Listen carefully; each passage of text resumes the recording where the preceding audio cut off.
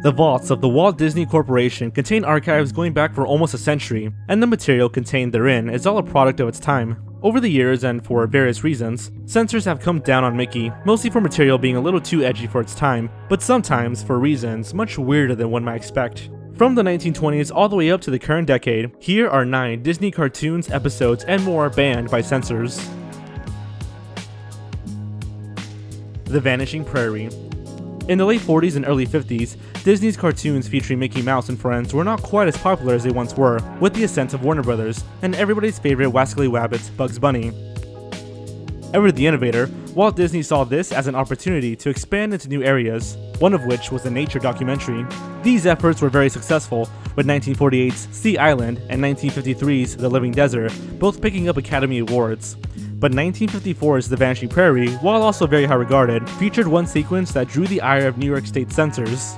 The documentary takes a look at 1 year in the life of the Great Plains area of the United States, and the sequence in question was the unedited birth of a baby buffalo. Censors were concerned that this might upset some young viewers, and the sequence was banned in New York for a short time.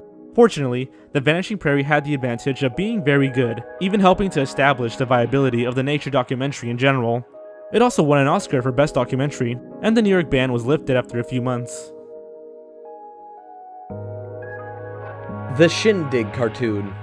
Many of Disney's earliest shorts featured slightly more obscure characters, like the 1931 cartoon The Shindig, which featured Clarabelle Cow. The short was promptly banned in the United States upon its release for a couple of reasons. It begins with Clarabelle reading a book while waiting to be picked up for a date. When he arrives, she gets dressed, implying that she had not been dressed before, which irritated censors. Also, they were irate that Clarabelle's udders were on full display. Yeah, seriously, we are censoring cow nudity, which they were sure would be a little too scandalous for some viewers. But the nail in the coffin of the Shindig was the title of Clarabelle's book, 3 Weeks. This real-world novel was written by Eleanor Glynn, a pioneer of erotic fiction, and was banned in Canada for being, and I quote, obscene. Religious leaders in the US weren't particularly fond of it either, and how it made its way into a Walt Disney cartoon was never properly explained. While it's not uncommon to find innuendo aimed over the heads of children in cartoons today, 1930 censors were having none of it. The Barnyard Battle, Mickey Mouse cartoon.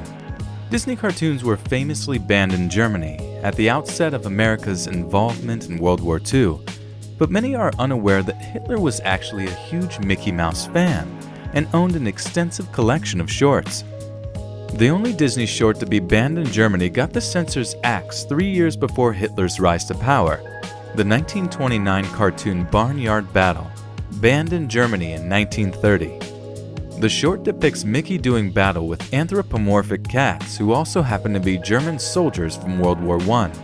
As you can imagine, Mickey claims humiliating victory over the bumbling German feline forces, making them look silly in a way that an increasingly totalitarian government is not likely to be too keen on.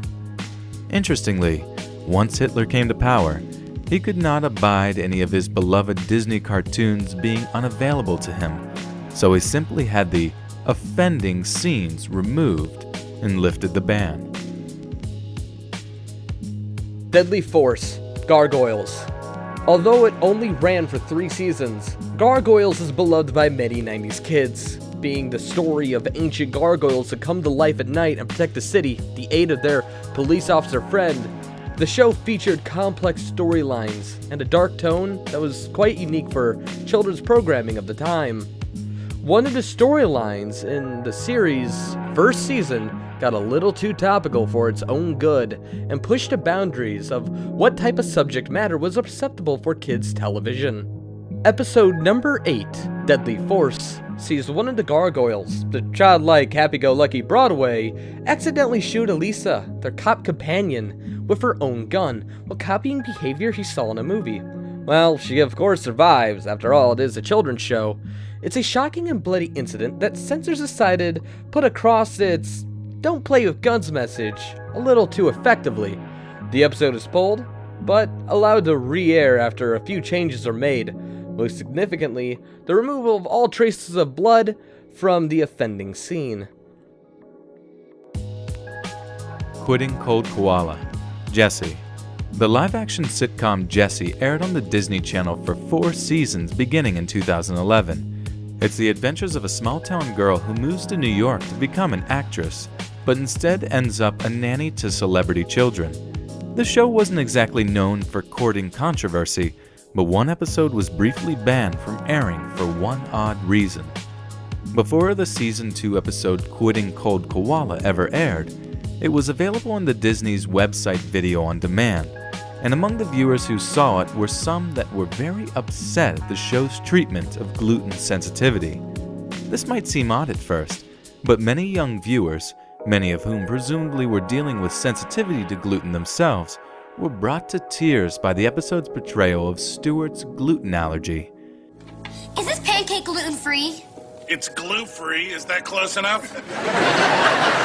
Bertram, I forgot to mention, Stewart has a few minor dietary requirements. It's just a short 5-page list. Gluten! Oh, he makes me look macho. Other characters mock him throughout, making fun of his 5-page list of dietary restrictions, and he is shown to be a cowering wimp who is scared to even touch a pancake. After a barrage of complaints, Disney pulled the episode from its broadcast schedule until the offending segments were edited out. Many parents remained unhappy, feeling that they shouldn't have to worry about Disney giving kids license to bully other kids with disabilities. Party It Up, Shake It Up. Shake It Up ran for 3 seasons beginning in 2010, helping to make a star out of Zendaya, who will be featured in this summer's Spider-Man Homecoming.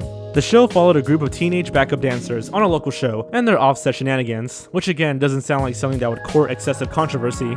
However, in a first season episode, a supermodel character remarked to a couple of the show's teenage protagonists, "I could just eat you up. Well, if I ate." The obvious anorexia joke may have been lost on some viewers, but ex-Disney star Demi Lovato noticed, and she wasn't happy. After the episode's airing, she fired off a series of tweets, slamming Disney for allowing the so-called joke to make it into the script. Considering that Demi had left her own Disney sitcom to enter rehab for eating disorders, Disney wasted no time by pulling the episode and, amazingly, a different episode, which hadn't aired yet, presumably avoiding another controversy. Promises, Promises. The Truth About Honesty, and If You Can't Be With the One You Love, Boy Meets World. Boy Meets World was an ABC Family live-action sitcom that probably helped about 1 million teenagers navigate that crucial time of their lives.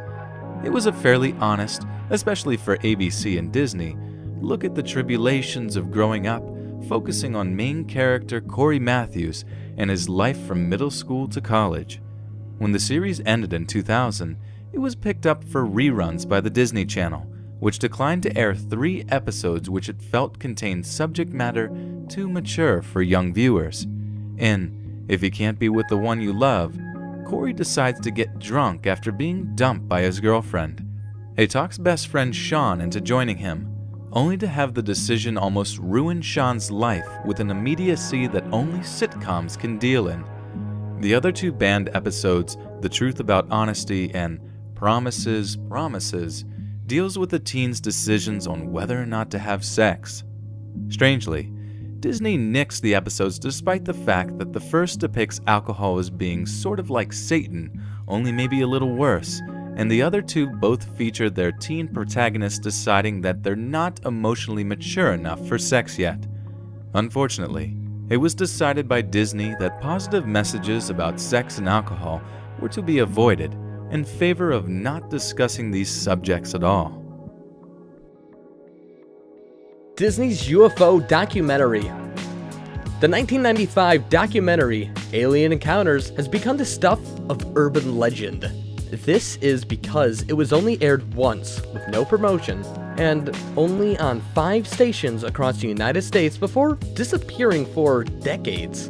And also because it treats its subject matter, the visitation of Earth by extraterrestrials, not as speculation but cold hard fact. The show was a tie into the Disney World attraction of the same name that likewise was shut down only after 6 months. Conspiracy theorists on the quickly growing internet were quick to tie the documentary in with the emerging theories about the House of Mouse and its supposed involvement with Satanism, the Illuminati, aliens, and other such strange evil things which, for the most part, don't necessarily exist to the rational mind. However, these theories were only strengthened when the video turned up on the internet years later and was found to be exactly as weird as people speculated. The 45-minute video features an intro from then Disney CEO Michael Eisner and does indeed discuss the E.T. conspiracy with a completely straight face. You can see the full version online and decide for yourself if Mickey is in league with alien invaders, or perhaps Satan himself if the more crazies are to be believed. Song of the South.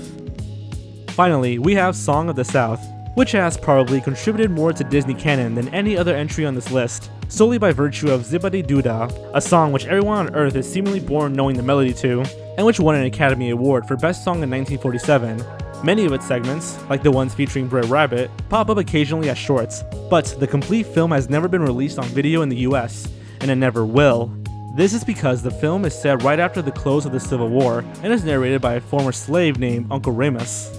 Not only is the film lousy with offensive and stereotypical depictions of black people, but it's safe to say that the master and slave dynamic was described rather inaccurately. In short, slavery was shown not to be the barbaric institution that it was, but as a gentlemanly arrangement between equals, with happy singing slaves cheerfully serving their beloved masters. This self-serving and racist interpretation was not looked kindly upon when the film was revisited in later decades. For instance, after the civil rights movement, Disney voluntarily banned it from video release in the US, as noted by the great film critic Roger Ebert, who supported the ban. These films tend to become entrenched in the minds of their young viewers, and Disney, perhaps not so evil after all, agreed that perhaps children should not be taught that slavery was just A-okay.